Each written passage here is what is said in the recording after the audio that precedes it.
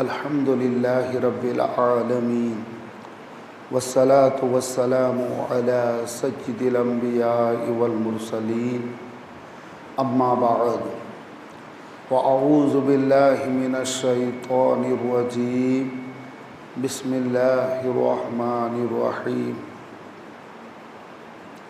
فلا تحسبن الله غافلا عما يعمل الظالمون صدق الله العظيم وبلغنا رسوله النبي الأمين المكين المتين الكريم ونحن على ذلك لمن الشاهدين والشاكرين والحامدين والعابدين والحمد لله رب العالمين.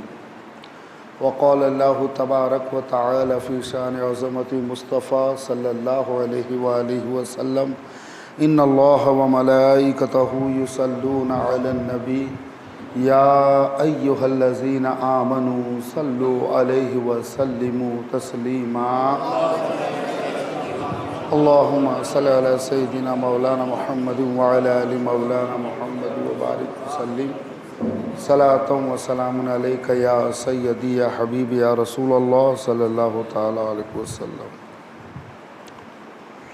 کلمہ توحید ہے تیری شہادت اے حسین، کلمہ توحید ہے تیری شہادت اے حسین، تو جو نہ ہوتا تو نہ رہ جاتی صداقت اے حسین. حال میرا کچھ بھی ہو پر ہے یہ میرا عقیدہ، بخشوائے گی مجھے تیری محبت اے حسین. عزیزان ملت اسلامیہ، دسوں رات آپ نے الحمدللہ خوب ذکر اہل بیت کو سنا اور امید کرتے ہیں کہ اہل بیت کے ان تذکروں سے، ان ذکر سے آپ کے دلوں میں خوب اہل بیت کے لیے محبت بیدار ہوئی ہوگی. اللہ اور بھی اضافہ کرے، اہل بیت کی الفت میں اللہ ہمیں جینا سکھائے، اہل بیت کی محبت پر اللہ ہمیں خاتمہ نصیب فرمائے. عزیزان ملت اسلامیہ، یقیناً اس سے پہلے جو بیان آپ نے سنا اسے سن کر دل خون کے آنسو روتا ہے، پڑھ کر دل خون کے آنسو روتا ہے، کیونکہ جو امتحان امام حسین نے دیا اور جس طرح آپ کے خاندان والوں کے ساتھ، اہل بیت کے ساتھ ناروا سلوک کیا گیا، اس کا صدمہ صرف ہم ہی لوگ کو نہیں بلکہ سب سے زیادہ رسول پاک کو ہوا. اور اسی دن حضور نے کئی جگہ خوابوں میں اپنی کیفیت بیان کی. حضرت عبداللہ ابن عباس بھی روایت کرتے ہیں اور بھی دیگر کئی حضرات جو ہے بتاتے ہیں کہ ہم نے اس دن حضور کو دیکھا کہ حضور صلی اللہ تعالی علیہ وسلم کی جو زلف مبارک تھی وہ غرد آلود تھی اور آنکھوں سے آنسو جاری تھے. جس حساب سے ظلم ہوا، جس طرح ظلم ہوا، اسے سن کر یقیناً انسان ایسے ظالموں کا انجام دیکھنا اور سننا بہت پسند کرے گا کہ کیا وہ ظالم کیفر کردار تک پہنچے بھی ہے یا نہیں پہنچے. حضرت امام حاکم نیشاپوری رحمۃ اللہ تعالی علیہ، آپ ایک حدیث روایت کرتے ہیں، جبریل امین نے رسول اللہ کی بارگاہ میں بھیجا. اب کربلا تو حضور کے وفات کے بعد ہوئی، مگر جس حساب سے حدیث بیان پتہ چلتا ہے کہ امام حسین کی شہادت سے پہلے حضور صلی اللہ تعالی وسلم کی بارگاہ میں آ کے جبریل امین نے عرض کیا کہ یا رسول اللہ، اللہ تعالیٰ فرماتا ہے کہ حضرت یحییٰ علیہ السلام کے بدلے کے لیے اللہ تعالیٰ نے 70,000 کو قتل کیا تھا، مارا تھا، مگر محبوب تیرے نواسے کا بدلہ لینے کے لیے اللہ 70,000 اور 70,000 یعنی 1,40,000 کو وہ ہلاک فرمائے گا. اور واقعی میں یہ حدیث جسے امام حاکم نیشاپوری نے روایت کی ہے بالکل ویسے ہی ثابت ہوئی ہے. کوئی نہیں بچا، بہت بری طرح مرے ہیں. قتل کرنے کربلا میں جو لوگ عمرو ابن سعد کے ساتھ جو گئے تھے اور جنہوں نے ایک تیر بھی نہیں چلایا وہ بھی نہیں بچے. نہ تیر چلائی نہ تلوار چلائی، وہ بھی نہیں بچے۔ ارے ان کی تو بات چھوڑو، وہ لوگ جو وہاں گئے بھی نہیں یزیدی لشکر کے ساتھ، اور دل میں اس بات کے ان کے جانے پر راضی تھے، اس راضی پر بھی وہ عذاب میں مبتلا ہوئے ہیں۔ بات سمجھ رہے ہیں؟ ایسے یزید بدبخت نے کوئی کمی نہیں کی۔ امام حسین رضی اللہ تعالیٰ عنہ کی جو ذات بابرکت ہے، وہ یزید کے لیے اس کی زندگی میں اس کی آزادیوں کے لیے بہت بڑی رکاوٹ تھی۔ امام حسین اگر اس کو ہاتھ دے دیتے پھر تو وہ اس کو چاہیے کہ سارے جواز کے راستے کھل جاتے اور یہ مسلمان اور منتشر ہو جاتے، کہہ رہے اس کے ہاتھ پہ تو نواسہ رسول نے ہاتھ دیا ہے، اسی لیے امام حسین نے اپنا سر کٹا دیا مگر ہاتھ نہیں دیا۔ وہ بدبخت یزید نے صرف اسی پر کربلا پر اکتفا نہیں کیا، اس نے آگے چل کے جو کام کیے ہیں ہجری سن 63 ہجری سن 63 میں، اب یہ وہ زمانہ تھا کہ حجاز والے اور مکہ والے یہ دونوں کی جو عوام تھی وہ صحابی رسول حضرت عبداللہ ابن زبیر کے ہاتھ پر بیعت کر چکے تھے۔ باقی جب سیریا والے، اب سیریا کے لوگ تو ویسے ہی پہلے تھے کیا، وہ لوگ عیسائی تھے، رنگین مزاج کے تھے ہی، تو ان کو بادشاہ بھی رنگین مزاج چاہیے تھا۔ تو سیریا والے ہیں، مصر والے ہیں، اور وہ جو لوگ تھے عراق، یمن، خراسان جو بھی تھے، یہ سب لوگ یزید کے ہاتھ پہ بیعت کر چکے تھے۔ کوفہ کا امام حسین کے ساتھ جو اس کے بعد تو ان کے حواسی اڑ گئے، خوف میں آ کر سارا کوفہ نے اپنے آپ کو سرنڈر کر دیا۔ اب اس خبیث نے دیکھا کہ ابھی ایک جگہ سے بغاوت ہے، اس کے حساب سے حضرت عبداللہ ابن زبیر کے ہاتھ میں مکہ والوں نے بیعت کی، صحابی رسول تھے، بہت ذلیل القدر صحابی، زبیر بن عوام رضی اللہ تعالیٰ عنہ کے بیٹے۔ یہ وہ عبداللہ ابن زبیر ہیں کہ مدینہ میں جب ان کی پیدائش ہوئی تھی تو مسلمانوں نے خوشیاں منائی تھی۔ تو اللہ اکبر، کیونکہ یہودی تانے دے رہے تھے۔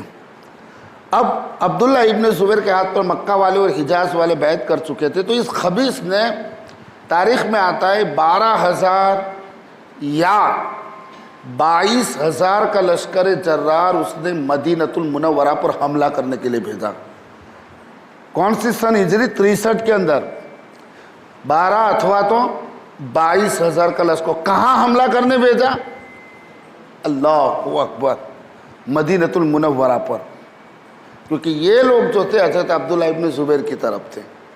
یزید فاسق کی بیعت انہیں منظور نہیں تھی۔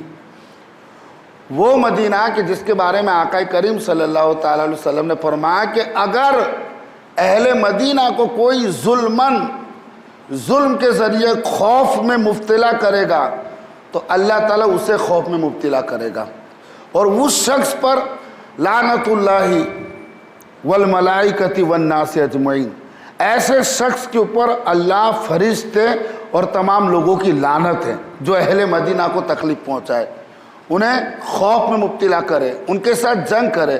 آگے سرکار مدینہ صلی اللہ علیہ وآلہ وسلم نے فرمایا، اور ایسے شخص کی قیامت کے دن نہ فرض عبادت قبول ہوگی نہ ہی نفل عبادت قبول ہوگی۔ آقا کریم صلی اللہ علیہ وسلم نے فرمایا کہ جو اہل مدینہ کے ساتھ مکر و فریب کرے یا ان سے جنگ کرے تو وہ اس طرح پگھل جائے گا جیسے نمک پانی میں پگھل جاتا ہے۔ تو آپ سوچئے، پیغمبر کو اسی جگہ پر وفات ہوتی ہے جو پیغمبر کو سب سے زیادہ محبوب ہوتی ہے، اور جو میرے نبی کا آستانہ ہے، وہ جو جگہ پر میرے نبی مدفون ہے، اللہ اکبر، وہ جگہ عرش اعظم سے افضل ہے۔ آپ اندازہ کیجئے، مدینہ کی عظمت کو سمجھئے، مدینہ کا مقام سمجھئے۔ ارے جس شہر میں حضور قدم رکھے اللہ اس شہر کی قسم کھاتا ہے۔ تو آپ اندازہ کیجئے، آقا کریم صلی اللہ تعالیٰ علیہ وسلم کے آستانے پر اس مدینۃ المنورہ میں ہر روز صبح و شام 70,000 فرشتے آ کر درود پاک پڑھتے ہیں۔ ایسی جگہ پر یہ خبیث لشکر مسلم بن عقبہ کو اس کا سالار بنایا، اور یہ خبیث لشکر نے جب مدینۃ المنورہ میں چڑھائی کی تو الرحمن والحفیظ وہ قتل و غارت کیا کہ 700 بے گناہ صحابہ کو قتل کیا۔ اس خبیث کے لشکر نے 700 بے گناہ صحابہ اور تابعین کو ملا کر 10,000 افراد کو قتل کیا۔ لڑکوں کو غلام بنا لیا. اور یہ تاریخ کے جملے ہیں کہ وہاں کی جو پاک باس مدینۃ المنورہ کی پاک دامن جو خواتین تھے، عورتیں تھیں، اللہ اکبر، ان کو 3 روز شبانہ روز اپنے اوپر اس خبیث لشکر نے کافروں کی طرح برتاؤ کیا، اپنے اوپر حلال کر لیا. اور 3 حد تو یہ ہو گئی کہ جو حضور صلی اللہ تعالیٰ علیہ وسلم کی پیاری مسجد نبوی ہے، جہاں پر مجلس شورا منعقد ہوتی تھی، جہاں سے اسلام کا پیغام دنیا کو پہنچا ہے، جو مسجد رسول پاک کی بنائی ہوئی اور آپ کے جانثار صحابہ کی بنائی ہوئی مسجد ہے، اور جس مسجد کا ایک حصہ جیسا کہ رسول اللہ فرماتے ہیں ما بین بیتی و ممبری روضۃ من ریاض الجنہ، کہ میرے ممبر اور میرے مکان کے درمیان کی جو جگہ ہے وہ جنت کے باغوں میں سے ایک باغ ہے. اس مقدس مسجد کے اندر اس خبیث لشکر کے خبیث سپاہیوں نے اپنے گھوڑوں کو باندھے، اپنے اونٹوں کو باندھے، اور ان گھوڑوں کی لید اللہ اللہ الیاس باللہ معاذ اللہ رب العالمین ممبر رسول پر گرتی تھی. آپ اندازہ کرو 3 دن تک مسجد نبی میں کوئی اذان نہ ہوئی. مدینے والوں کا گھر سے نکلنا محال ہو گیا تھا، کوئی نماز کے لیے نہیں جائے. وہ مسجد نبی، اللہ اکبر، کہ آج وہاں پر جماعت نہیں ہو رہی، نماز نہیں ہو رہی. صرف ایک تابعی تھے جن کا نام حضرت سعید بن مسیب رضی اللہ تعالیٰ عنہ تھے. وہ 3 دن تک وہاں پاگل بن کے مسجد نبی میں پڑے رہے، وہیں اس نماز کی ذمہ داری پڑھنے کی ادا کرتے تھے. ظالموں نے ان کو بھی پکڑ لیا، اور جب ان کو پکڑ لیا تو ان کو پاگل سمجھ کے چھوڑ دیا. 3 دن تک انہوں نے وہ تباہی مدینۃ المنورہ میں مچائی. اللہ اکبر. یہی مدینہ تو ہے نا. ترکی نے کیوں چھوڑ دیا مدینہ؟ سلطنت اسلامیہ نے مطلب کیوں معاہدہ کر کے چھوڑ دیا کہ جب آل سعود وغیرہ نے جو ہے وہ ان سے جنگ کرنا چاہتے تھے، اور یہ کہہ رہے تھے ہم شہر رسول میں جنگ نہیں کر سکتے، تو انہوں نے وہاں جگہ چھوڑ دی. ارے جب ایک ٹرین وہاں سے وہاں تک بنانی تھی، اس ٹرین کے شور شرابے کی وجہ سے اللہ اکبر سلطان عبد الحمید نے ٹرین بھی نہیں چلنے دی تھی کہ یہ شہر رسول یہاں ادب کا مقام ہے. جب مسجد نبوی بنائی گئی تھی تو اس کا جتنا سامان، دروازے، کھڑکیاں وغیرہ 50 میل کی دوری پہ لے جا کے وہاں سب تیار ہوتا تھا. پھر باادب ہو کر، اور جتنے مسجد نبوی بنانے والے تھے تمام کو پہلے حافظ قرآن بنائے تھے، باوضو کے تھے. دنیا کے بڑے بڑے انجینئر، بڑے بڑے معمار، آرکیٹیکٹ کو وہاں سے بلائے اور ان کے لیے ایک شہر بسا. ان کو خوبصورت لڑکیوں سے شادی کی تاکہ بچے خوبصورت ہو، اور ان بچوں کو حافظ قرآن بنایا. اور ان کے باپ سے کہا کہ جو ہنر تم سیکھے ہیں وہ ہنر اپنے بچوں کو سکھاؤ، اور اس کے بعد وہ حافظ قرآن اللہ اکبر اس مسجد نبی کو تعمیر کی ہے. اگر وہاں سے دروازہ بھی لانا ہوتا مدینۃ المنورہ میں، اور راستے میں کہیں دروازہ ٹوٹ جاتا تو کہیں ایسا نہ ہو کہ شہر رسول میں بے عدل ہو جائے، واپس اس کو اس مقام پہ لے جا کے اسے ٹھیک کر کے پھر دروازہ لایا جاتا تھا. کتنا ادب شہر رسول کا. جہاں بلند آواز سے بات کرنا روزہ رسول اللہ پر اللہ تعالیٰ نے منع فرمایا ہے، آج اللہ اکبر اسی مسجد نبی میں گھوڑوں کو باندھے گئے ہیں. اس کو غبار، اس کی لید مسجد نبی کے اندر گر رہی ہے. اور حد تو یہ ہو گئی اللہ اکبر کہ قتل و غارت کا وہ بازار گرم. 700 صحابہ تابعی ملا کر 10,000 کو قتل کیا. ایک بوڑھی عورت تھی، اس کا ایک بچہ تھا، جوان لڑکا تھا. اس کو اس خبیث نے، مسلم بن عقبہ کے سپاہیوں نے پکڑا. ماں تھی، آئی عاجز کہ اس نے منت و سماجات کی، خدا کے لیے میرے بیٹے کو چھوڑ دے، خدا کے لیے میرے بچے کو چھوڑ دے. بڑی منت و سماجت کی اس نے. تو اس کے بعد ایک بوڑھی عورت کے آنسو دیکھ کر اس نے کہا کہ ٹھیک ہے اس کے بیٹے کو بلایا جائے. جب بیٹے کو بلایا گیا تو عورت کو ایسا لگا کہ شاید میرے بچے کو چھوڑ دے، مگر اسی عورت کے سامنے اس کے بیٹے کا سر کاٹ دیا. اور وہ سر اٹھا کر اس کی ماں کو دے کر کہتا ہے خود زندہ ہے، یہ کافی نہیں جو تو بچے کو بچانے چلی آئی ہے. یہ خبیث 3 دن تک جب مدینے میں اس نے خوب تباہی مچائی، اس کے بعد اس نے رخ مکۃ المکرمہ کی طرف کیا. مکۃ المکرمہ کی طرف رخ کیا. یہ لشکر جب مکہ کی طرف گئے، مکہ میں حضرت عبداللہ ابن زبیر تھے، اور آپ کی بھی ایک فوج تھی جو لوگ مطلب آپ کے ہاتھ پہ بیعت کر چکے تھے. تو جب یہ مکہ میں پہنچا تو راستے میں ہی یہ خبیث مسلم بن عقبہ پر اللہ کا ایسا عذاب آیا کہ اس پر فالج گرا اور وہ وہیں پہ مر گیا. یزید کے حکم کے مطابق اس کی جگہ حسین ابن نمیر، یہ جو حسین میں نا چھوٹی سین آتی ہے، یہ چھوٹی سین سے نہیں، یہ سواد سے ہے، کیا ہے؟ سواد سے ہے، تو وہ جو ابن نمیر تھا وہ اس لشکر کا قائد بن گیا، اور آخر کار جب وہ اس لشکر کا قائد بنا اور اس خبیث کو وہیں پہ دفن کر کے یہ لوگ آگے بڑھے، تو وہ جس کے لڑکے کو قتل کیا تھا اس کی ماں نے یہ منت مانی تھی کہ اگر اللہ مجھے قدرت دے گا مسلم پر تو میں زندہ یا مردہ اس کو جلاؤں گی، اس نے اللہ کی قسم کھائی تھی۔ چنانچہ اس کو پتہ چلا، اپنے قبیلے کے چند لوگوں کو لے کر گئے اور آنے کے بعد اس کی قبر کھودی۔ جب اس کی قبر کھودی گئی تو اللہ اکبر، منہ کی طرف ایک اژدہا اس کی گردن کو لپیٹ کر اس کے نتنوں کو چوس رہا تھا۔ سب نے کہا بی بی اللہ نے اس کو انجام تک پہنچا دیا، اللہ کا عذاب مسلط ہے، اسے چھوڑ دے۔ بولے ہرگز میں نہیں چھوڑوں گی، میں نے قسم کھائی، اپنی قسم پوری کر کے اپنے کلیجے کو ٹھنڈک پہنچاؤں گی۔ اس نے کہا چلو اچھا ٹھیک ہے، پیر کی طرف سے مٹی ہٹاؤ۔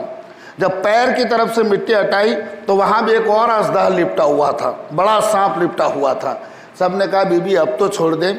اس نے کہا رک جاؤ۔ وضو کیا، 2 رکعت نماز نفل پڑھی، اللہ کی بارگاہ میں دعا کی، اے پاک پروردگار مالک و مولا، میرا غصہ محض تیری رضا کی خاطر ہے، مجھے قدرت دے کہ میں اپنی قسم پوری کر سکوں۔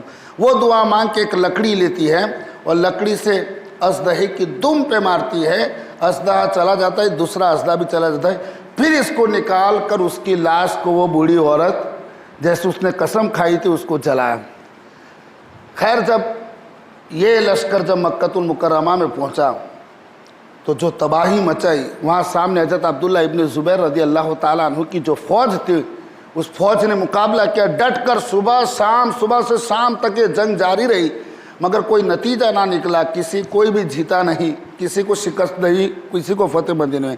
آخر کار یہ بدبخت ابن نومین نے جو پتھر برسانے والی منجنیق کو، مان لو اس دور کی توپ تھی پتھر برسانے والی، اس منجنیق کو کوہ ابو قبیس پر نصب کر دیا، اور کوہ ابو قبیس پر نصب کرنے کے بعد جب اس پر سے سنگ باری شروع کی تو وہ حرم شریف، اللہ اکبر، جہاں کا ادب یہ ہے، جہاں کا احترام یہ، دنیا بھر کے حاجی آ کر اس خانہ کعبے کا طواف کرتے ہیں، سارا حرم پتھروں اور سنگ باری سے بھر گیا، یہاں تک کہ ان پتھروں کی سنگ باری کے صدمے سے مسجد حرام کے مقدس ستون ٹوٹ گئے۔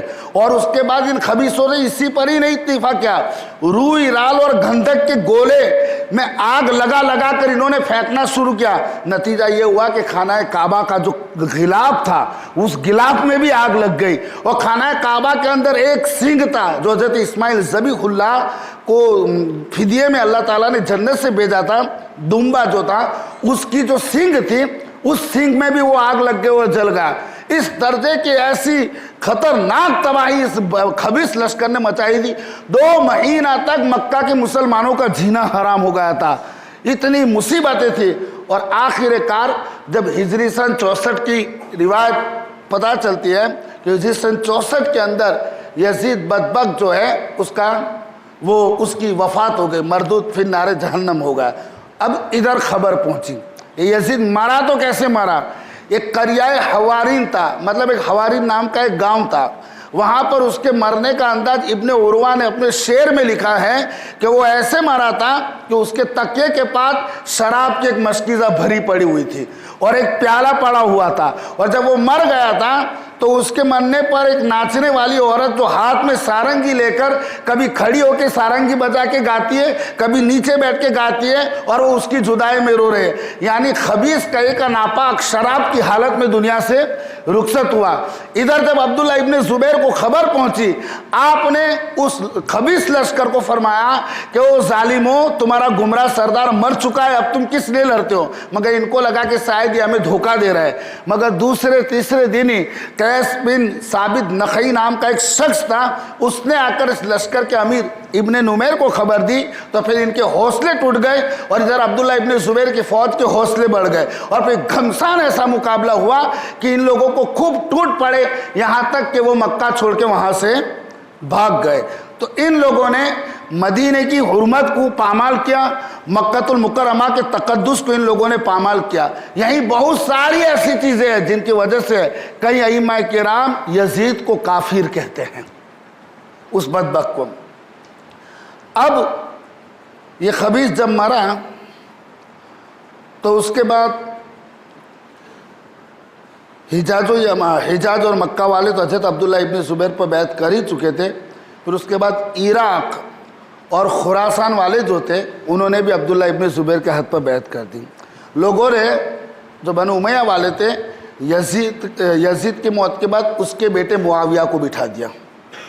معاویہ 21 سال کی عمر کا تھا، بہت بیمار تھا اور اس کے باپ کے کاموں سے وہ نفرت بھی کرتا تھا۔ نیز یہ کہ وہ بیمار تھا 2 مہینہ 40 دن اتوا تو اس نے زیادہ سے زیادہ 3 مہینہ حکومت کی، مگر اس 3 مہینے میں اس نے کوئی اہم کام نہیں کیا، نہ کہیں پہ فوج کی چڑھائی کی، نہ کچھ کیا۔ پھر وہ بیماری کے عالم میں موت کے قریب پہنچا تو لوگوں نے کہا کہ آپ کسی کو خلیفہ اپنے پیچھے رکھ دیجئے، تو اس نے ایک جواب دیا تھا کہ اس خلافت میں جب میں نے کوئی مٹھاس نہیں پائی تو کسی اور کو اس کرواہٹ میں کیوں مبتلا ہو جاؤں۔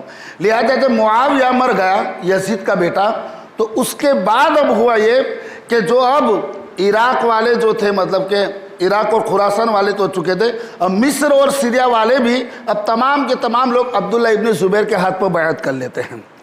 اب کچھ عرصہ چلا مگر وہ خبیث بدبخت مروان بن حکم، اس نے کچھ ایسی سازش چلی کہ پھر سے مصر اور شام جو ہے سیریا ہے اس پر اس نے قبضہ جما لیا۔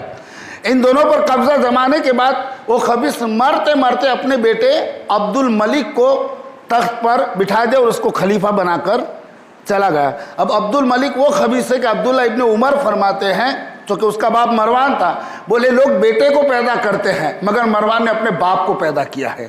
یہ عبد الملک بتا رہے کتب تواریخ میں پہلا بڑا پرہیزگار بھی تھا، زاہد بھی تھا، علم حدیث علم فقہ جاننے والا تھا، مگر جیسے تخت پر آیا اس کے بعد پھر وہ بدکار بھی ہو گیا، شرابی بھی ہو گیا۔ حضرت ام دردہ صحابیہ رضی اللہ تعالیٰ عنہا کے ساتھ اکثر وہ ان کی صحبت میں بیٹھا کرتا تھا۔ تو ایک دن ام دردہ صحابیہ نے پوچھا کہ امیر المومنین، میں نے سنا ہے آپ عبادت گزار ہونے کے بعد شراب خوار بھی ہو گئے؟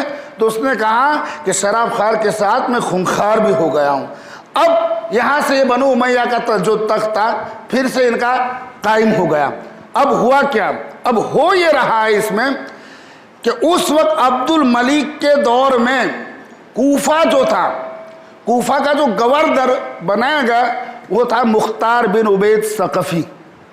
یہ مختار بن عبید ثقفی وہ ہے، آپ نے میرے پچھلے بیانوں میں امام مسلم بن عقیل والا جو بیان چل رہا تھا اس میں آپ نے سنا ہوگا کہ مختار بن عبید ثقفی جو تھا اسی کے گھر پہ حضرت امام مسلم بن عقیل شروع میں رکے تھے۔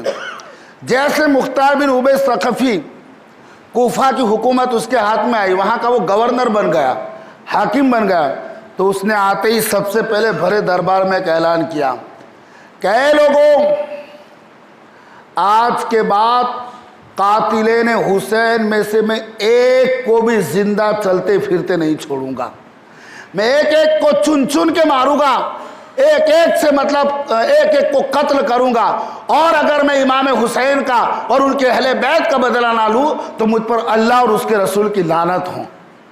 چنانچہ مختار بن عبید نے اب لوگوں کو پوچھنا شروع کیا کون کون اس فوج میں گیا تھا، ایک ایک کا نام اس کے سامنے لسٹ میں آنے لگا، ایک ایک کو پکڑ پکڑ کے کسی کو سولی پہ چڑھا دیا، کسی کو قتل کر دیا، کسی کو زندہ جلا دیا، کسی کو نیزے سے چھید چھید کے مارا، کسی کو پر تیروں کی برسات برائی، کسی کے ہاتھ اور پیر کاٹ ڈالے گئے۔ عزیزان ملت اسلامیہ، آخر کار مختار بن عبید نے، اس میں آپ کو معلوم ہے کہ 3 بہت بڑے خبیث تھے اس فوج میں، ایک بدبخت شمر ذی جوشن تھا، دوسرا خولی بن یزید تھا، اور تیسرا جو خبیث تھا یہ عمر ابن سعد جو اس لشکر کا سپہ سالار تھا۔ ایک دن مختار ایسے دربار میں بیٹھا تھا اور اس نے درباریوں کے بیچ میں کہا کہ کل میں ایسے شخص کو قتل کروں گا جس کے قتل کرنے سے اللہ اور اس کے رسول خوش ہو جائیں گے اور تمام ملائکہ مقربین اور مسلمان خوش ہو جائیں گے۔ اسی کے ساتھ مختار کے ساتھ ایک شخص بیٹھا تھا جو ابن سعد، وہ سمجھ گیا کہ کل ابن سعد کی باری ہے۔ اس نے شام کے وقت، دوست تھا اس کا، اپنے لڑکے کو ابن سعد کے گھر پہ بھیجا، بولے ابن سعد کل تیری باری آ چکی ہے اس لیے اپنی حفاظت کا انتظام کر لے اور یہاں سے نکل لے۔ اب ابن سعد کے پہلے مختار سے بڑے اچھے رشتے اور تعلق تھے، تو وہ سوچا نہیں مختار مجھے قتل نہیں کرے گا۔ جب صبح ہوئی دربار لگا، مختار بن عبید نے کہا ابن سعد کو گرفتار کر کے لاؤ۔ ابو عمران نام کا سپاہی اپنے ساتھ سپاہی لے کر ابن سعد کے گھر پہ پہنچے، خبر پہنچائی کہ بلا رہے۔ ابن سعد خود چھپ گیا اور اپنے بیٹے حفص کو بھیجا کہ جاؤ تم جاؤ۔ جب حفص کو بلایا تو مختار نے کہا تیرا باپ کہاں ہے؟ تو بولے وہ تو خلوت نشین ہو گئے ہیں، اللہ اللہ کرتے عبادت گزاری کر رہے۔ مختار کو غصہ آ گیا، مختار نے حکم دیا اس کے باپ کا سر کاٹ کر لاؤ۔ چنانچہ اس کے باپ کا سر وہ کاٹ کر لائے اور اس کے لڑکے کو کہا پہچانتے ہو یہ کس کا سر ہے؟ بولے انا للہ و انا الیہ راجعون، یہ میرا باپ ہے، اب ان کے بعد زندگی میں کوئی لطف نہیں ہے۔ مختار نے کہا صحیح ہے، تجھے بھی اپنے باپ کے پاس جانا چاہیے۔ چنانچہ مختار نے اس کے بیٹے کا بھی سر کاٹ دیا اور اس کے بعد بولا کہ باپ کا سر یہ حسین کے سر کا بدلہ ہے اور بیٹے کا سر یہ علی اکبر کا بدلہ ہے، اور کہا خدا اگر میں قریش کے سارے دستوں کو کاٹ دوں تب بھی وہ 10 دستے کاٹ دوں تب بھی وہ حسین کی انگلیوں کے برابر نہیں ہو سکتے۔ باری آئی خولی، یہ خولی وہ بدبخت شخص ہے جو امام حسین کا سر لے کر اپنے گھر پہ جب مطلب وہ آیا تھا تو اس کی بیوی کو اسی وقت سے نفرت ہو گئی تھی۔ آپ مختار نے حکم دیا کہ خولی کو ڈھونڈو۔ خولی کے گھر پہ جب سپاہی پہنچے تو وہ ایک ٹوپڑا تھا بڑا، اس کے بارے میں یہ بھی روایت آتی ہے کہ امام حسین کا سر اس نے کاٹا تھا خولی نے۔ تو ایک بڑا ٹوبرا تھا، اس کے نیچے وہ چھپ گیا اور زمین سے چپک گیا، اور اپنی بیوی سے کہا کہ ڈھونڈنے آئے تو بولنا مجھے پتہ نہیں ہے، میں یہاں نہیں ہوں، چونکہ بیوی کو اسی دن سے نفرت ہو گئی تھی جب سے وہ کربلا سے آیا تھا۔ باہر سپاہیوں نے پوچھا کہ خولی کہاں ہے؟ بیوی نے کہا کہ مجھے پتہ نہیں، مگر انگلی سے اشارہ کے اندر ٹوبڑے کے نیچے ہے۔ اللہ اکبر! جیسے توبڑا اٹھایا اور خولی کو پکڑا اور سپاہی اس کو لے کر جا رہے تھے، راستے میں ہی مختار بازار میں کچھ سیر کے لیے کسی کام کے لیے نکلا تھا۔ مختار نے کہا رکو یہیں پہ، آج اس کا انجام سب دیکھیں گے۔ مختار نے سب سے پہلے اس کے خاندان والوں کو بلایا اور سارے خاندان والوں کو وہاں کھڑا کر دیا اور ان کے سامنے اس کو قتل کر دیا، اس کا سر قلم کر دیا، اور سر قلم کرنے کے بعد اسی پر اکتفا نہیں کیا، وہاں پر اس کے پورے جسم کو آگ لگا دی۔ جب تک وہ جسم جلتا رہا مختار اسی کو کھنس بھری نظروں سے دیکھتا رہا، اور یہاں تک کہ اللہ اکبر جل کر راکھ نہیں ہو گیا، اس وقت تک مختار جو ہے اس جگہ سے گیا نہیں۔ فلا تحسبن اللہ غافلا عما یعمل الظالمون۔ اسی خبیث یہ وہ خبیث لوگ تھے جنہوں نے انتہا کر دی تھی اہل بیت پر ظلم کرنے کی، مگر اب ان کا انتقام رب کائنات لے رہا ہے۔ مختار کو اس کام پر معمور کر دیا تھا۔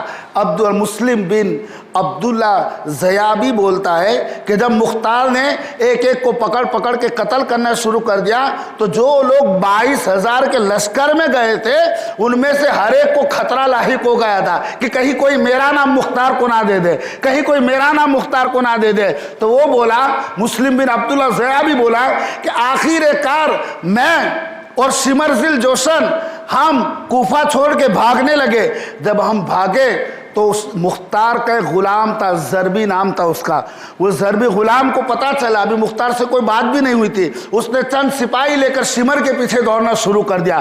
جب یہ شمر کے پیچھے دوڑے تو تاریخ بتاتی ہے کہ مسلم بن عبداللہ نے کہا کہ پیچھے سپاہی آ رہے ہیں، تو شمر نے کہا کہ تم ایک کام کرو، تم مجھ سے دور ہو جاؤ، میں اس زربی غلام کو دیکھ لوں گا۔ کچھ دیر تک اپنے گھوڑے کو کاوا دیتا رہا تاکہ وہ اپنے آپ کو بچاتا رہے، اور یوں کرتے کرتے وہ زربی غلام کو اس کے سپاہیوں سے دور کھینچ رہا ہے۔ اس کے بعد اس خبیث نے زربی غلام پر ایسا وار کیا کہ اس کی کمر ہی ٹوٹ گئی اور وہ یہیں پہ ختم ہو جاتا ہے۔ آخرکار سپاہی اٹھا کر زربی غلام کو مختار مختار کے پاس لے جاتے ہیں. مختار کے پاس جب اس کی لاش کو رکھتے ہیں، مختار کہہ رہا ہے کہ اگر اس نے مجھ سے مشورہ کیا ہوتا تو میں اس کو اس طرح نہیں بھیجتا.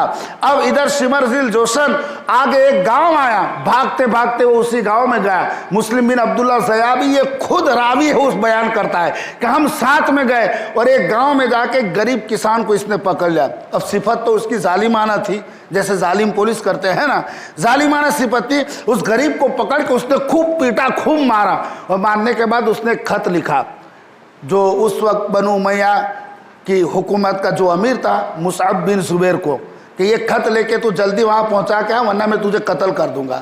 اب یہ غریب آدمی مار کھاتا ہوا خط لے کر وہاں سے روانہ ہو گیا. تقریباً 15 کلومیٹر کی دوری پہ گئے تو وہاں کے شہر میں ابو عمرہ جو کوتوال تھا، کس کا؟ اپنے مختار بن ابی ثقفی کے شہر کا، وہ وہاں پہ چوکی اور ناکہ بندی کر رہا تھا. جب وہ غریب کسان ملا تو غریب کسان سیدھا اس کوتوال کے پاس ہی چلا گیا اور اس نے بتایا کہ مجھے شمر ذی الجوشن نے کس طرح مارا اور یہ خط اس کا ہے. اس نے کہا ایڈریس کیا ہے؟ پتہ چلا 15 کلومیٹر کی دوری. یہ لوگ آدھی رات کو، مسلم بتا رہا ہے کہ ہم آدھی رات کو سوئے ہوئے تھے. میں نے شمر سے کہا شمر ہمیں یہاں نہیں رکنا چاہیں، یہاں بہت ڈر ہے، بہت خطرہ ہے.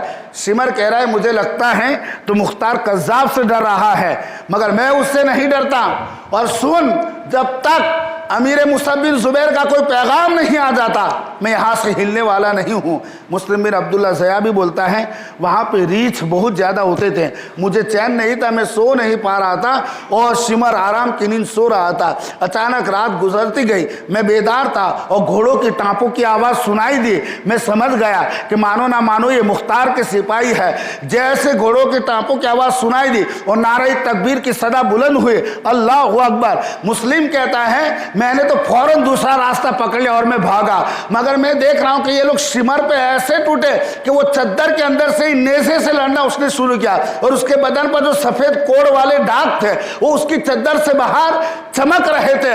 آخر کار کچھ دیر کے بعد پتا چلا کہ اس کا سر قلم ہو گیا اور جب نعرہ تکبیر کی صدا بلند ہوئی تو ہم سمجھ گئے کہ شمر کو ختم کر دیا. اور شمر کا سر نہیں کاٹا گیا بلکہ کوتوال جو ابو عمرہ تھا اس نے کتوں کے سامنے اس کی لاش ڈال دی اور وہ شمر ذی الجوشن خبیث کہے کا جس کی وجہ سے کربلا کا میدان رکتے رکتے پھر سے جاری ہو گیا تھا. اسی خبیث نے ابن زیاد کو اور ورگلا اور بھڑکا دیا تھا کہ حسین تمہارے کنٹرول میں ہے، اب اگر تم چاہتے ہو کیا حسین سے بڑا تم اس طرح اس کی بات مان جاؤ گے. اسی خبیث کی وجہ سے اہل بیت اطہار پر تشدد کے پہاڑ توڑے گئے، پانی پہ پہرا لگایا گیا، ننھے بچے ذبح کر دیے گئے، امام حسین کو 3 دن بھوکا پیاسا رکھ کر اور آپ کو ذبح کر دیا گیا. اس خبیث کا یہ اتنا بھیانک انجام ہوا کہ سر اس کا قلم کر دیا گیا اور اس کی لاش کو کتے نوچ نوچ کر کھا رہے تھے. وَسَيَعْلَمُ الَّذِينَ ظَلَمُوا أَيَّ مُنْقَلَبٍ يَنْقَلِبُونَ. اللہ کا وعدہ ہے ظالمن قریب اپنے کیے ہوئے پر اس کا مزہ چکھ لے گے اور انجام کو پہنچے گے. ایک اور شخص روایت کرتا ہے کسی کو بلایا اپنے مختار بن عبید نے اور بتایا کہ مجھے کچھ لوگوں کے نام بتاؤ جو امام حسین کے مقابلے میں لڑنے کے لیے گئے تھے. اس میں ایک شخص تھا عبداللہ بن اسید جہنی، دوسرا شخص تھا نصیر بن بدی، اور تیسرا تھا حمل بن مالک محاربی. ان تینوں کے بارے میں جب ان کو پتہ چلا، ان میں سے جو مالک نصیر بدی وہ شخص تھا کہ جس نے امام حسین کی ٹوپی اتاری تھی کربلا میں. اس کو پتہ چلا کہ فلاں جگہ پر ہیں. ان تینوں کو قادسیہ میں یہ لوگ رہتے تھے.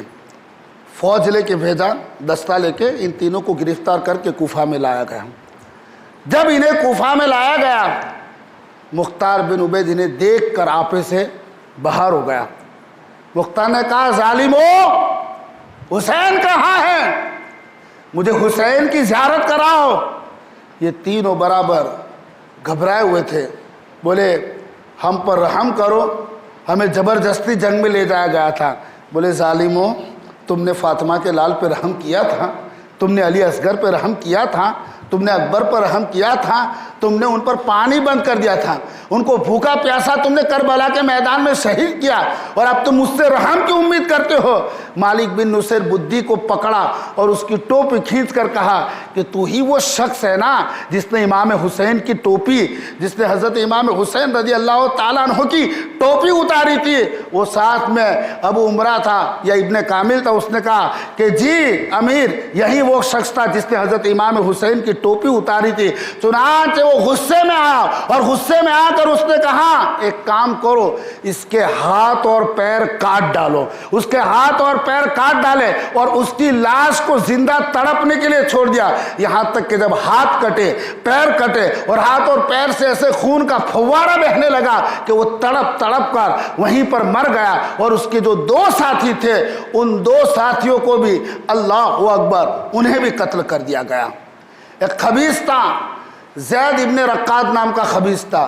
یہ وہ خبیث تھا اللہ اکبر کہ اس نے کربلا کے میدان میں امام مسلم بن عقیل کے بیٹے حضرت عبداللہ ابن مسلم بن عقیل، جو امام مسلم بن عقیل پہلے کوفہ میں جا کے شہید ہوئے تھے نا، ان کے بیٹے، اس خبیث نے حضرت عبداللہ بن مسلم پر ایسا تیر مارا تھا کہ حضرت عبداللہ بن مسلم عقیل رضی اللہ تعالیٰ عنہ نے اپنے سر کو، چہرے کو بچانے کے لیے ہاتھ رکھا تو وہ تیر اسی ہاتھ میں پیوست ہو کے آپ کے سر کے اندر پیوست ہو گیا تھا۔ آپ نے بہت نکالنے کی کوشش کی، نکلا نہیں، تو پھر انہوں نے آسمان کی طرف دیکھ کر کہا الہ العالمین، ہمارا انصاف تیرے ہاتھ میں ہے۔ جس طرح ان لوگوں نے ہمیں قتل کیا، جس طرح انہوں نے ہمیں ذلیل کیا، پاک پروردگار تو بھی انہیں ذلیل و رسوا کرنا۔ اللہ اکبر۔ جب آپ نے اس طرح کیا، اس کے بعد اسی ظالم زید بن رقاد نے اس نے تیر چڑھایا، اور تیر چڑھانے کے بعد ایک پیٹ میں تیر مارا اور وہ تیر پیٹ کے اندر لگا، اور اس کے بعد آپ وہیں پر شہید ہو جاتے ہیں۔ اب یہ خبیث اللہ اکبر، اس کا بڑا برا بھیانک انجام ہوتا ہے۔ جب اس کو لایا گیا اور سپاہی جب پہنچے اسے لینے کے لیے تو اس کو اس انداز میں مارا اللہ اکبر کہ مختار بن عبید نے کہا کہ اس کو نیزے سے چھید کر مارا جائے، یہاں تک کہ اس کو نیزے سے خوب چھیدا گیا اور پورا جسم اس کا لہو لہان کر گیا۔ ہاں، جب اسے پکڑا اور سپاہی لے کر آئے تو یہ سپاہیوں سے لڑنے لگا۔ سپاہیوں نے کہا ایسا نہیں، پہلے اس پر خوب تیر برساؤ اور پتھر مارو۔ جب اس پر خوب تیر برسائے اور پتھر مارے گئے تو پھر وہ نڈال ہو کے گرا، اور نڈال ہو کر جب گرا تو اللہ اکبر، اس کے بعد اس کا یہ حشر ہوا کہ اسے زندہ ہی جلا دیا گیا۔ یعنی یکے بعد دیگر کئی لوگ ایسے تھے۔ حکیم بن تائی ایک شخص تھا، حکیم بن طفیل تائی، یہ تائی خاندان سے تھا، حاتم تائی جو خاندان ہے اس خاندان میں تھا۔ اس خبیث نے کیا کیا تھا کہ اس نے حضرت عباس رضی اللہ تعالیٰ عنہ کے اسلحے پر اس نے قبضہ کیا تھا، اور اس کے ساتھ اس ظالم نے آپ کے لباس پر بھی قبضہ کیا تھا۔ اس کو جب پکڑنے کے لیے پہنچے تو وہ اس خاندان میں ایک عدی بن تائی نام کے شخص تھے، وہ بڑے معزز مانے جاتے تھے۔ ان کے گھر والے سفارش کے لیے گئے کہ آپ مختار کے پاس جائیں اور مختار سے جا کر آپ کہے کہ خدا را آپ حکیم بن طفیل کو چھوڑ دے۔ جب یہ مختار کے پاس گئے تو مختار نے کہا کہ اے عدی بن حاتم، کیا تم دشمن اہل بیت کی بھی سفارش کرتے ہو؟ بولے تم کو غلط خبر دی گئی ہے، وہ بے قصور ہے، ویسے اس پہ الزام لگائے۔ بولے اگر وہ بے قصور ہے تو تمہاری سفارش قبول کی جائے گی، تم یہاں بیٹھو۔ ادھر ابو عمرہ کوتوال جو تھا انہیں گرفتار کر کے، اسے گرفتار کر کے جب لائے تو راستے میں سپاہیوں نے کہا کہ سنو، اگر یہ دربار میں گیا تو بچ جائے گا، اس لیے کہ عدی بن حاتم سفارش کے لیے گئے اور مختار انہیں چھوڑ دے گا، تو کیا کیا جائے؟ بولے ہم جانتے ہیں اس نے خاندان اہل بیت کے ساتھ کیا کیا ہے، اب اسے ہم کیفر کردار تک پہنچائیں گے۔ چنانچہ اس کو لے گئے اور اس نے اللہ اکبر امام حسین رضی اللہ تعالیٰ عنہ پر تیر چلایا تھا۔ اسے ایک مکان میں لے گئے اور کہا کہ تو نے عباس علم بردار کے کپڑوں پر تو نے مطلب ان کے کپڑوں پہ قبضہ کیا تھا، ان کے کپڑے اتارے تھے اور ان کا اسلحہ لیا تھا. دیکھ ہم تیری زندگی میں تیرے کپڑے اتارتے ہیں اور تیرا اسلحہ چھینتے ہیں. اس کے بعد اس کے دونوں ہاتھ باندھ دیے، پورے کپڑے نکال دیے اور اسے ننگا کر دیا. بولے تو نے امام حسین پہ تیر برسایا تھا. اللہ اکبر. ننگا کر کے جو تیروں کی برسات اس کے اوپر ہوئی، اللہ اکبر، بہت بری طرح سے اس کو اس تیروں کی برسات کر کے اسے وہیں پہ ڈھیر کر دیا. آخر میں جب ابو عمرہ مختار کے پاس گیا، مختار نے کہا کیا ہوا؟ بولے سپاہیوں نے راستے میں قتل کر دیا. بولے مجھے پوچھے بغیر کیسے قتل کیا؟ یہ دیکھو حاتم بن عدی بن حاتم آئے سفارش کے لیے، ان کی سفارش قبول کیے جانے کے لائق شخصیت ہے. انہوں نے کہا میں کیا کروں بھائی، آپ کی سپاہی نہیں مانے تو اسے قتل کر دیا. وہ عدی بن حاتم غصے میں آ گئے اور کہا خبیث تجھے پتا تھا دشمن خدا کہ میری سفارش قبول ہو جائے گی، اسی لیے تو نے قتل کر دیا.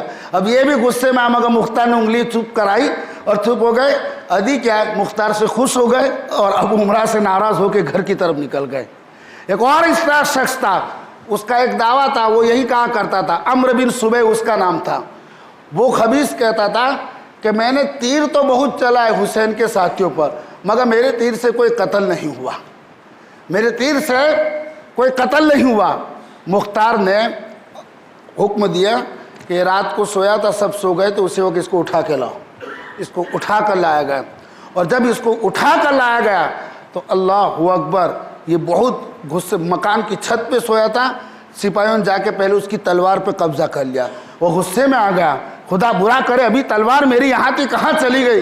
پھر اس کے بعد وہ کھڑا ہوا اور بہت برا بھلا کہنے لگا. اسے گھسیٹ کر جب مختار بن عبید کے پاس لے جایا گیا تو اللہ اکبر، مختار بن عبید وہاں کھڑا تھا. اس نے کہا کذابو، تم پر لعنت ہو، تم دنیا کی بدترین مخلوق ہو. کہا اے مختار، کاش کہ تمہاری جگہ کوئی اور مجھے قتل کرتا تو مجھے خوشی ہوتی، مگر میں تمہیں روئے کائنات کے سب سے بدترین مخلوق سمجھتا ہوں. یوں کہتے ہوئے اس نے ابن کامل جو تھا، جو قریب میں کھڑا تھا، اس کی آنکھ میں گھوسا مارا. ابن کامل نے ہنستے ہوئے کہا اے امیر کوفہ، یہ شخص ہمیشہ کہتا ہے کہ میں نے اہل بیت کو تیروں سے زخمی کیا ہے، اس کے لیے آپ کیا حکم صادر کرتے ہیں؟ اللہ اکبر. مختار غصے میں آ گیا اور اس نے کہا یہ جب تک مرے نا اس وقت تک اسے نیزے کی مار مارو، اس کی انیاں اس کے جسم میں چھپاؤ اور چھید کر اس کا بدن چھلنی کر دو. یہ ایک بار میں نہیں مرنا چاہیے، یہ تڑپ کر مرنا چاہیے. تو عزیزان ملت اسلامیہ، جو لوگ قاتلین حسین تھے ان میں سے کئی لوگوں کو چن کے تقریباً 6000 لوگوں کو مختار بن عبید ثقفی کے ہاتھوں مارے گئے. اور اس کے بعد کچھ جو تھے وہ بنو عباسی خلافت کے وہ حکومت کے وقت مارے گئے. اور کئی لوگ، یہاں تک کہ اللہ تعالیٰ نے جو فرمایا تھا ان کے 1,40,000 کا جو وعدہ تھا، اسی طرح وہ لوگ مرے. یعنی امام جلال الدین سیوطی فرماتے ہیں کہ کوئی عذاب میں مبتلا ہو کے مارا، کوئی فلاں تکلیف میں مبتلا ہو کے مارا، کوئی بیماری میں مبتلا ہو کے مارا، بلکہ اللہ تعالیٰ نے کسی اس 22,000 کے لشکر کی بات تو چھوڑو، وہ لوگ جو قتل حسین پہ راضی تھے، وہ لوگ اللہ اکبر کہ جو امام حسین کے مصیبت پر راضی تھے، ان میں سے بھی کوئی نہیں بچ سکا. عزیزان ملت اسلامیہ، بدنہاد ابن زیاد کا کیا انجام ہوا، جو کوفہ کا امیر بنا، جس نے 22,000 کا لشکر جرار کربلا کے تپتے ہوئے صحرا میں اتارا تھا. آخر اس ابن زیاد کا کیا بنا، یہ تو آپ غور کیجئے. مختار بن عبید نے اپنا لشکر موصل کے اندر ابن زیاد کے خلاف اپنا لشکر اتارا تھا اور ابن زیاد تقریباً 25 یا 30,000 کا لشکر لے کر مختار کا جو سپہ سالار تھا ابراہیم بن مالک اشتر غالباً اس کا نام تھا، ان دونوں میں گھمسان کی پورا دن جنگ ہوئی. اور جنگ کون سے دن ہوئی؟ 10ویں محرم الحرام کو یہ جنگ ہوئی تھی. نہر فرات کے پاس شام کا وقت ہوا، مختار کی فوج غالب آ گئی اور ان کی فوج شکست کھائی. مختار نے آرڈر دیا تھا کہ بچنے والی فوج بھاگنے نہ پائے، ایک ایک کو قتل کر دیا جائے، کسی کو زندہ نہ چھوڑا جائے. خون حسین نے کسی کو چھوڑا نہیں. منتقم حقیقی رب کائنات ہے اور اپنے محبوب کے نواسے کا اس انداز میں بدلا دیا. آخر کار جس نہر فرات پر 10ویں محرم الحرام کو بدبخت ابن زیاد کی لاش پر، جہاں امام حسین کی لاش پڑی تھی وہاں بدبخت ابن زیاد کی لاش پڑی ہوئی ملی. سالار لشکر نے اس کا سر کاٹ لیا اور کاٹ کر مختار کے پاس کوفہ بھیجا۔ کون سی تاریخ تھی؟ وہ کون سا دن تھا؟ امام حسین کی شہادت کا دن تھا۔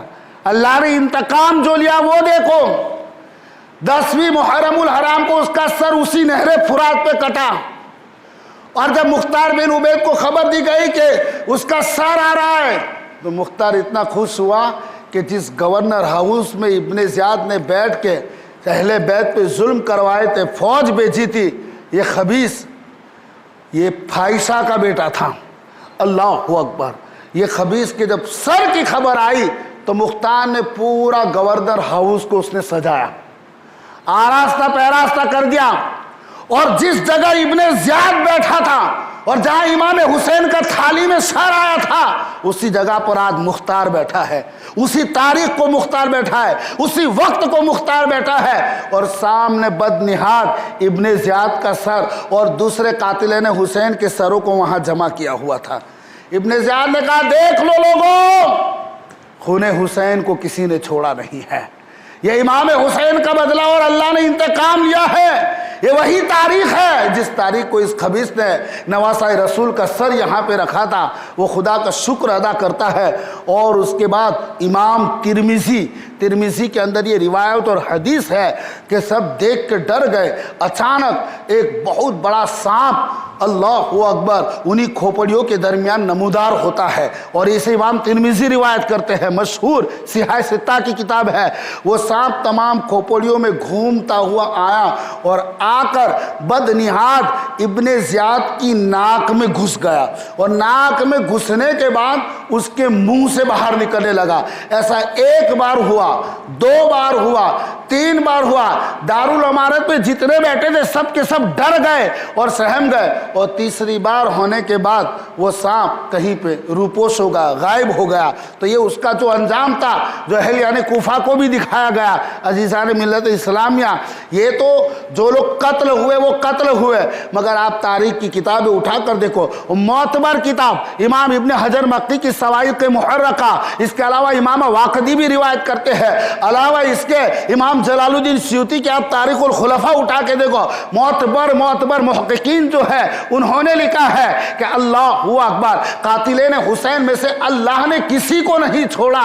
ایک بار بات کیا ہوئی کہ ایک ابو شیخ نام کے ایک شخص تھے، وہ بولے کہ انہوں نے واقعہ روایت کیا کہ ہم لوگ کچھ لوگ محفل میں بیٹھے تھے تو تذکرہ چل گیا امام حسین کا۔ ایک نے کہا بھائی جو کوئی بھی امام حسین کے مقابلے میں لڑنے گیا ہے یا جس کسی نے بھی مدد کی ہے اللہ نے کسی کو چھوڑا نہیں۔ تو ایک بڈھا خبیث مردود ملعون وہاں بیٹھا تھا، اس نے بولا ایسا کچھ نہیں ہے بھائی، ہاں مجھے تو کبھی کچھ نہیں ہوا، میں نے بھی تو مدد کی تھی، کہہ رہے مجھے تو کبھی کچھ نہیں ہوا۔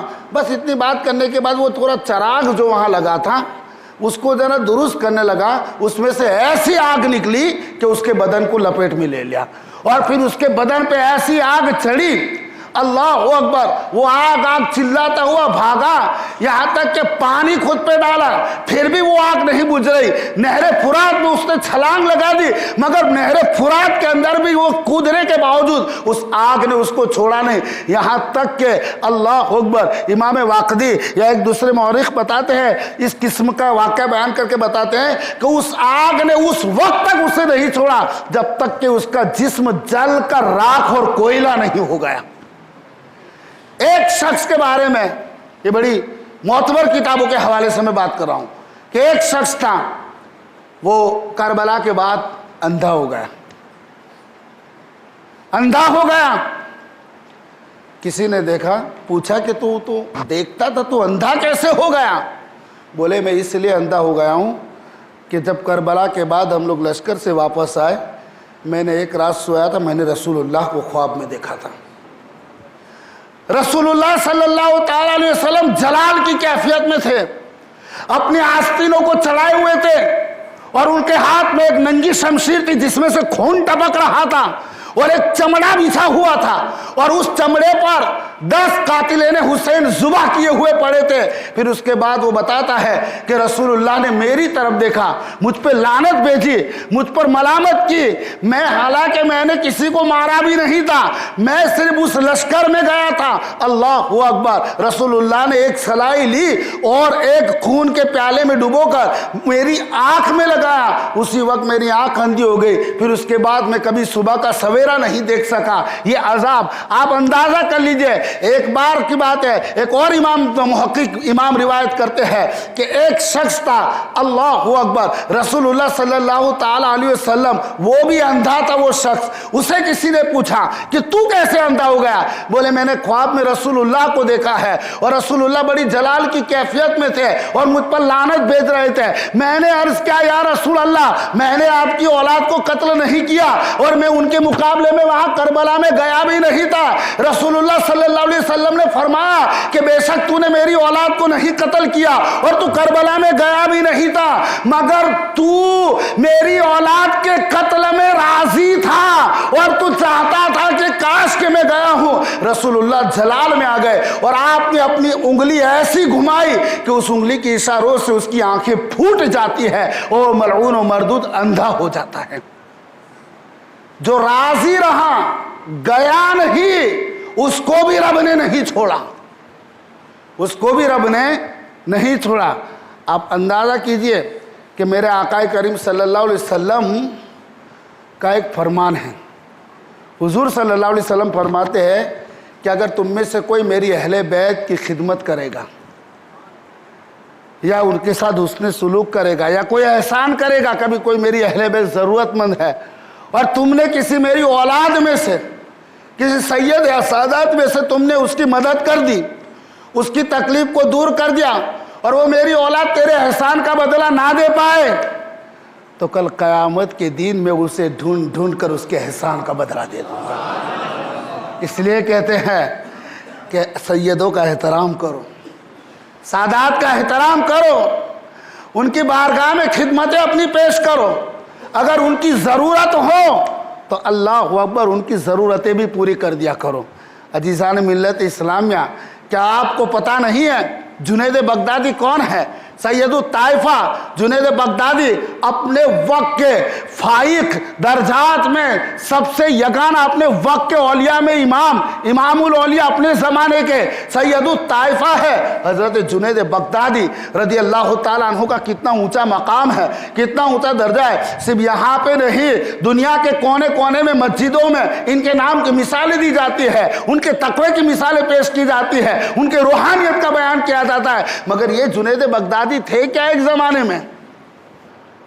کیا تھے ایک زمانے میں؟ یہ میں صرف اہل بیت کا احترام آپ کے دل میں پیدا ہو، اہل بیت کی آپ ضرورت کے وقت خدمت کر سکو، اس وجہ سے میں آپ کو بتاتا ہوں کہ یہی جنید بغدادی ایک وقت اکھاڑے کے بہت بڑے پہلوان تھے۔ کوئی پہلوان ان کے سامنے ٹک نہیں سکتا تھا، کوئی ان کا چیلنج جلدی قبول نہیں کرتا تھا۔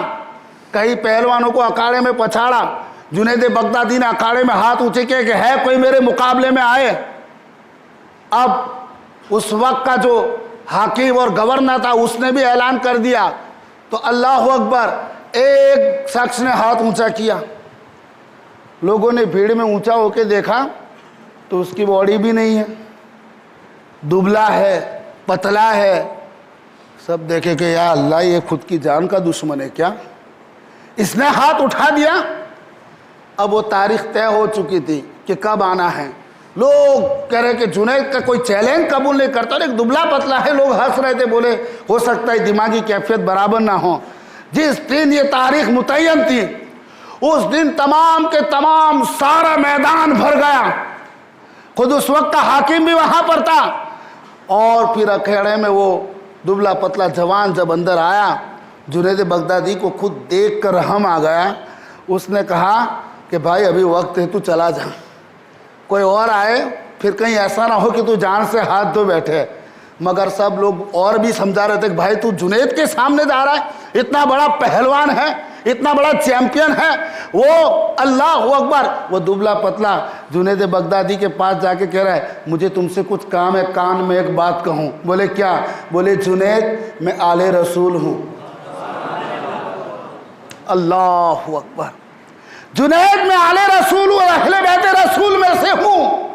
حضرت جنید بغدادی نے کہا تو حضرت آپ اکھاڑے میں کیوں آ گئے؟ جنید آج تجھ کو مجھ سے ہارنا ہی پڑے گا. انسان نام کمایا ہے, ریکارڈ قائم کر چکا ہے اپنا.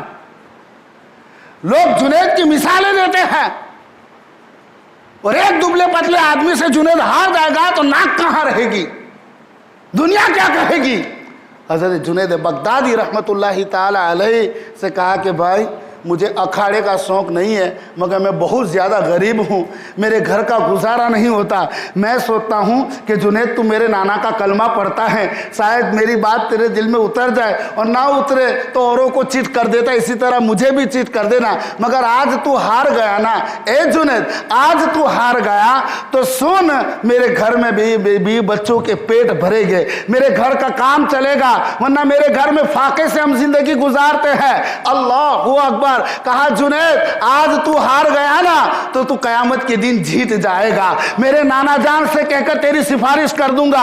حضرت جنید بغداد, اللہ اکبر, جوان مارتا جا رہا ہے, جنید مار کھاتے جا رہے ہیں, اکھاڑے میں سب افسوس کر رہے ہیں, ہائے جنید تھو ہے تجھ پر. ایک دبلا پتلا آدمی آ کر تجھے گرا کر چلا گیا. اللہ اکبر. جنید بغدادی اکھاڑے میں ویسے ہی پڑے ہوئے ہیں, اور ادھر وہ جوان انعام لے کر اپنے گھر کی طرف رکتا ہے. اب جنید کی آنکھ لگتی ہے, جنید دیکھ کر حیران ہو جاتا ہے. رسول اللہ صلی اللہ علیہ وسلم جنید بغدادی کے خواب میں آتے ہیں. کہاں ہے جنید؟ یہ ہار گیا, میری اولاد کی مار کھائی, اپنی عزت کی قربانی دے دی, مگر جنید آج میں تیرے سر پر ولایت کا تاج رکھتا ہوں اور مقام محبوبیت عطا کرتا ہوں. یہ ہے اہل بیت کی خدمت, یہ ہے اہل بیت رسول کی محبت. ہم لوگ بھول چکے ان کا احترام. ایک دور تھا جب مہینے میں 1-2 بار بیان میں اہل بیت کی ذکر تو ہو ہی جایا کرتے تھے. اب ہم بھول چکے اہل بیت کیا ہے, رسول کی اولاد کیا ہے. اللہ اکبر. حضور مفتی اعظم ہند علیہ رحمہ کو کسی نے شکایت کی کہ ایک سید زادے میرے پاس پڑھائی کرتے ہیں, اب وہ سبق یاد نہیں کرتے, میں کیا کروں؟ تو حضور مفتی اعظم ہند علیہ رحمہ فرماتے ہیں کہ ان کو جب تم سزا دینا چاہو تو اس نیت سے دینا کہ میں ان کے بدن سے گرد کو صاف کر رہا ہوں. اب اندازہ کیجئے, ارے کون سید و سادات ہے, تیری نسل پاک میں ہے بچہ بچہ نور کا, تو ہے عین نور, تیرا سب گھرانہ نور کا. آپ کے جیب میں کچھ پیسے ہو, ارد گرد میں کوئی سادات ہو, تو کچھ حصہ للہیت کے طور پہ دینا, اور ایسے مت دینا جیسے آپ احسان جتاتے ہو, بلکہ یوں پیش کرنا جیسے سب کے مالک وہی ہو. اس انداز میں پیش کرنا. اگر آج تم نے ان کی خدمت کی, آج تم نے ان کو راضی کیا, تو کل قیامت کے دن یقیناً رسول اللہ فرماتے ہیں میری اولاد بھلے تمہیں بدلہ دے یا نہ دے, مگر میں ڈھونڈ کر اس کو بدلہ دوں گا. قیامت کے دن سرکار کی رحمت ڈھونڈے گی. کہاں ہیں وہ لوگ جو میری اہل بیت سے محبت کرتے ہیں؟ جب حسین کے دشمنوں کو سزا مصطفیٰ دیتے ہیں تو حسین کے عاشقوں کو جزا بھی مصطفیٰ ہی دیں گے, حسین کے عاشقوں کو جزا ہی مصطفیٰ دیں گے. اللہ اکبر. عزیزان ملت اسلامیہ, دیکھیے ہمارے جو انور مرچنٹ صاحب ہیں, انہوں نے سادات کی خدمات کے لیے ایک تنظیم بنائی ہے, اور وہ سادات کی خدمت کے لیے الحمدللہ جو ضرورت مند سادات ہیں ان کو ڈھونڈتے بھی ہیں, اور ان تک ان کی خدمت کہیں دنوں بلکہ کہیں مہینوں سے یا شاید کہیں سال ہو گئے وہ خدمت کر رہے ہیں. تو ایسے حضرات کی طرح آپ کو بھی کام کرنا چاہیے, یا ایسے لوگوں سے مل جانا چاہیے, جڑ کر آپ جو بھی اپنی رقم یا کچھ بھی ہو, مگر وہ سادات, کچھ سادات ایسے بھی مجبور دے کے ہیں جو زکوٰۃ لینے تک پر مجبور ہو جاتے ہیں, ایسے بھی ہوتے ہیں. تو اگر اللہ اکبر, جس نے ہماری خاطر, دین کی خاطر, امت کی خاطر سب کو قربان کر دیا, کیا ہم ان کی اولادوں کا خیال نہیں رکھیں گے؟ کیا اپنے مال سے للہیت ہم ان کے لیے نہیں نکالیں گے؟ تو یاد رکھو اہل بیت کا اگر آپ خیال رکھتے ہیں, کل قیامت کے دن مصطفیٰ جان رحمت صلی اللہ علیہ وسلم ہمارا خیال رکھیں گے انشاءاللہ. آقا کریم امام علامہ بارزی رحمت اللہ تعالی علیہ بتاتے ہیں, وہ فرماتے ہیں کہ سیریا میں ایک شخص تھا ملک شام میں, وہ خبیث اہل بیت کا دشمن تھا, وہ خبیث اہل بیت کا دشمن تھا, اور اس کا کام کیا تھا؟ روزانہ 1000 مرتبہ مولا علی پہ معاذ اللہ استغفر اللہ لعنت بھیجتا تھا، اور جمعہ کے دن 4000 لعنت، جیسے ہم درود بھیجتے ہیں وہ خبیث 4000 مرتبہ علامہ بارزی رحمۃ اللہ تعالیٰ علیہ سے روایت کرتے ہیں 4000 مرتبہ لعنت مولا علی اور مولا علی کی اولاد پر۔ کسی نے ایک دن اس کو اصل میں یہ واقعہ باہر کیسے ہے، یہ واقعہ اس طرح باہر آیا کہ اللہ اکبر، اس کا منہ جو تھا وہ سور کی طرح ہو چکا تھا۔ کیسے ہو چکا تھا؟ پورا آگے کا چہرے کا جو نقشہ تھا وہ پورا پگ کی طرح ہو چکا تھا، سور کی طرح ہو گیا۔ کسی نے پوچھا تو خوبصورت تھا، تیرا چہرہ سور کی طرح کیسے ہو گیا؟ بولے میں وہ بد نصیب ہوں کہ روزانہ مولا علی پہ 1000 مرتبہ لعنت بھیجتا تھا، اور جمعہ کے دن 4000 مرتبہ العیاذ للہ العیاذ باللہ معاذ اللہ رب العالمین، جمعہ کے دن 4000 مرتبہ آپ کے اور آپ کے اولاد پر بھیجتا تھا۔ ایک دن میں نے خواب میں دیکھا حضرت امام رسول اللہ صلی اللہ علیہ وسلم جلال کی کیفیت میں ہے، اور امام حسن نے شکایت کی، نانا جان یہ ہمیشہ ہم پہ لعنتیں بھیجتا ہے، میرے بابا پہ۔ رسول اللہ اتنے جلال میں آ گئے اور اس پر لعنت بھیجی اور اس کے منہ پر تھوک دیا۔ وہ بتا رہا ہے حضور نے خواب میں جیسے میرے چہرے پر تھوکا، جب میں بیدار ہوا تو میرا چہرہ، جب میں آئینے کے سامنے گیا تو میرا جو چہرہ تھا وہ سور کی شکل میں تبدیل ہو گیا۔ اہل بیت کے بغیر، ان کی محبت کے بغیر ایمان میں جان نہیں آ سکتی، اور ان کا بغض جو ہے وہ تو آپ سمجھ لیجئے، حضور خود ہی فرماتے ہیں کہ جس شخص میں میری اہل بیت کی محبت نہیں، اس میں ایمان ہی نہیں داخل ہوگا۔ تو اہل بیت کی محبت کیجئے، ان کے وسیلے لے کے دعا کریے، کبھی بھی پنجتن پاک کو آپ ہرگز نہ بھولیں۔ جب بھی دعا کرے، جب بھی فاتحہ خوانی کرے، خواہ وہ فاتحہ خوانی غوث پاک پہ ہو، یا سرکار غریب نواز پہ ہو، یا مخدوم پاک پہ ہو، یا کوئی بھی ولی اللہ، کوئی بھی قطب ہو، کوئی بھی غوث ہو، مگر جب آپ فاتحہ خوانی کرے تو اللہ اکبر، جب آپ ان کی بارگاہ میں ثواب کا نذرانہ پیش کرے تو رسول اللہ کے بعد خاص طور پر علی، فاطمہ، حسن، حسین، ائمہ اہل بیت اطہار کو کبھی نہ بھولو۔ انشاءاللہ جب بھی آپ ان کو یاد کرو گے، ان حضرات کا کرم ہمیشہ آپ کی رہنمائی فرمائے گا، ہمیشہ آپ کی رہنمائی فرمائے گا۔ عزیزان ملت اسلامیہ، ایک شخص کے بارے میں روایت کی جاتی ہے کہ وہ خبیث کا چہرہ بالکل کالا ہو چکا تھا۔ لوگوں نے اس سے کہا تیرا چہرہ اتنا کالا کوئلے کی طرح کیوں دیکھ رہا ہے، کیوں دکھ رہا ہے؟ پہلے تو بڑا خوبصورت تھا، تیرا چہرہ بڑا پرکشش تھا۔ اس نے کہا کہ کیا ہے کہ کربلا کے میدان میں جب میں گیا تھا تو میں وہ بد نصیب شخص ہوں جس نے امام حسین کے سر کو اپنے گھوڑے کی گردن پہ میں نے ٹانگا ہوا تھا۔ اللہ کو میری یہ بے ادبی تھی اور گستاخی اتنی ناپسند آئی کہ جب سے کربلا تو ہو گئی، روزانہ رات کو پتہ نہیں کہیں سے 2 آدمی آتے ہیں اور وہ مجھے گھسیٹ کر لے جاتے ہیں اور ایسی جگہ پر لے جاتے ہیں جہاں پر بہت ہی بھیانک آگ ہوتی ہے۔ وہ ہمارا سر پکڑ کے اسی آگ میں اوندھے منہ رکھ دیتے ہیں۔ مسلسل میرے ساتھ یہ عمل ہوتا ہے، یہاں تک کہ میرا چہرہ پوری طرح کالا پڑ گیا ہے، اور راوی بیان کرتے ہیں کہ وہ شخص بہت ہی ذلت کی موت مارا گیا۔ کوئی نہیں آجا فلا تحسبن اللہ غافلا عما یعمل الظالمون، اللہ نے فرمایا کہ جو ظلم کرتے ہیں وہ اللہ کو ہرگز غافل نہ سمجھے۔ یہ تو عام انسان کے لیے بھی ہے، مظلوم کا بدلہ اللہ لیتا ہے، وہ چاہے کہیں بھی ہو، آج کا دور ہو، کل کا دور ہو، کوئی کتنا بھی ظلم کرے، یہ قرآن کا وعدہ ہے، اسے اس کے انجام تک پہنچنا ہے۔ تو یہ تو نواسائے رسول ہے، تو کوئی بھی نہیں بچا۔ عزیزان ملت اسلامیہ، ہر ایک اہل بیت کا دشمن اپنے انجام کو پہنچائے، اور آج بھی اپنی ایمان کی سلامتی چاہتے ہو تو محبت اہل بیت کو کبھی فراموش نہ کرو، ہمیشہ ان کا ذکر خیر کرتے رہو، ان سے محبت کرتے رہو۔ ایک شخص مولا علی سے اسی وجہ سے زیادہ محبت کرتا تھا، صحابی رسول تھے، پوچھا تم علی سے کیوں محبت اتنی زیادہ کرتے ہو؟ بولے اس لیے کہ میں نے حضور سے سنا ہے کہ جو علی سے محبت کرتا ہے مجھ سے محبت کرتا ہے، تو میں یہ سوچتا ہوں علی جب بھی دیکھتے ہیں تو میں محبت کا اظہار اس لیے کرتا ہوں کہ میری یہ ساری محبت مصطفیٰ کے کھاتے میں جا رہی ہے۔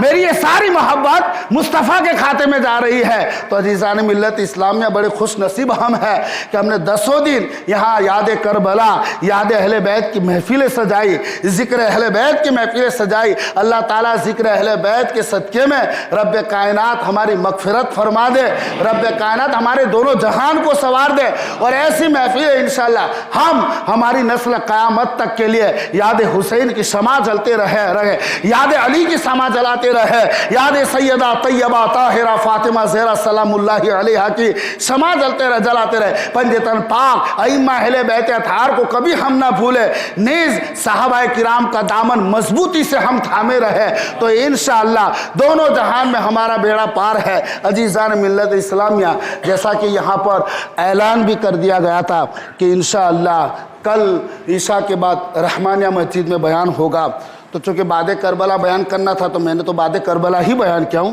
مگر میں دونوں بیان یہاں بھی وہ جو اسیران اہل بیت کا جو قافلہ جاتا ہے وہ میں نے یہاں اس لیے بیان نہیں کیا تاکہ یہاں اور وہاں سیم نہ ہو جائے۔ تو آپ لوگوں کو قاتلین حسین کا جو انجام ہے وہ تو آپ نے سن لیا، یقیناً ہمارے دلوں میں، ہمارے کلیجے میں ٹھنڈ پڑ گئی، مگر ایک بات بتانا بھول گیا، کس نے بدلہ چن کر لیا تھا؟ مختار بن عبید، اس نے امت کے کلیجوں کو ٹھنڈا کر دیا، امت مسلمہ کے دلوں کو ٹھنڈک پہنچا دی، اہل بیت اطہار کا چن کے بدلہ لے، وہ دردناک عذاب دیا، اسے دردناک سزا دی ہے، کسی کے ہاتھ پیٹ کاٹ ڈالے، کسی کو نیزوں سے چھلنی کر دیا، کسی کو تیر برسا، کسی کو زندہ جلا دیا، مگر افسوس کی بات یہ ہے کہ یہی مختار بن عبید اللہ اکبر تاریخ میں آتا ہے، اللہ کی پناہ، کہ جس نے اتنا بڑا کارنامہ دیا، عالم اسلام کے کلیجے کو ٹھنڈک پہنچائی، اینڈ میں وہ اس طرح مرتد ہو گیا جیسا کہ تاریخ میں روایت آتا ہے کہ اس نے اعلان نبوت کر لیا تھا۔ وہ کہتا تھا مجھ پر جبریل امین وہی لے کر آتے ہیں۔ چنانچہ بڑے افسوس کی بات ہے، ورنہ جہاں 10ویں کے محرم کا شربت ہم امام حسین کے نام پلاتے، اسی طرح اس کے نام بھی کوئی دیگ بنا کے لوگ کھلاتے۔ بہرحال تاریخ تو یہی کہتی ہے عزیزان ملت اسلامیہ، اور حضرت عبداللہ ابن زبیر صحابی رسول کی فوج نے پھر اس کی فوج پہ چڑھائی کی اور پھر اس کو قتل کر ڈالا۔ تو اللہ تعالیٰ کی بارگاہ میں دعا ہے کہ اللہ اہل بیت کی محبت ہمیں عطا فرمائے، اور کل والا جو بیان ہے وہ بہت خاص بیان ہے، انشاءاللہ آپ کو اس میں بہت کچھ نیا بھی سننے کا ملے گا، اور ایک اللہ نے چاہا تو وہ ایک بہت ہی المناک کیفیت ہے جو اہل بیت کے ساتھ ہوا ہے۔ جو وہ قافلہ اسیری کی حالت میں جو وہاں سے نکلا تھا، تو ان کے ساتھ راستے میں کیا کیا حالات ہوئے، کیا کیا واقعات ہوئے، تو یہ بڑا ڈیٹیل میں بیان ہوگا انشاءاللہ۔ تو کل آپ لوگ، اور وہاں تو عورتوں کا انتظام نہیں ہوگا، ظاہر سی بات ہے، مگر انشاءاللہ اللہ نے چاہا تو نیٹ پہ بھی بیان ہے۔ پر نیٹ کا بیان یہ مطلب نہیں کہ آپ وہاں پہنچو نا، ایسے تو پھر میں مسجد خالی اور میں اکیلا بولوں تو یہ تھوڑا ہی نہ چلے گا۔ بات سمجھ پڑی؟ وہ ذکر اہل بیت، حب اہل بیت میں وہاں حاضری دینا، وہ مجلس کی حاضری، جو مجبور ہے نہیں پہنچ سکتے وہ کھولے تو الگ بات ہے، بہنوں وغیرہ اس میں دیکھ لے گی، مگر آپ آئیے، اپنے دوستوں کو بھی دعوت دیجئے اور کل رحمانیہ مسجد میں پہنچے انشاءاللہ۔ اس کے بعد پرسوں جمعہ کو بھی میرا یہاں پر خطاب ہوگا، بیان ہوگا، اس پر بھی انشاءاللہ اہل بیت پر ہی بیان ہوگا، اور ابھی تقریباً 1.5 مہینہ باقی ہے انشاءاللہ۔ یہاں ساکا روڈ کے اوپر میلاد النبی کے جو بیان ہو گئے، تو آپ سے اس کے لیے ابھی سے آپ کے ذہن میں دیتا ہوں کہ انشاءاللہ بہت بھرپور مواد اور بھرپور معلومات عشق رسول، محبت رسول، معرفت مصطفیٰ کے جام لے کر آنے والا ہوں۔ اگر آپ آؤ گے تو یقیناً اللہ نے چاہا تو سہرا بھی حاصل کرو گے۔ آمین وما علینا الا البلاغ۔ السلام علیکم۔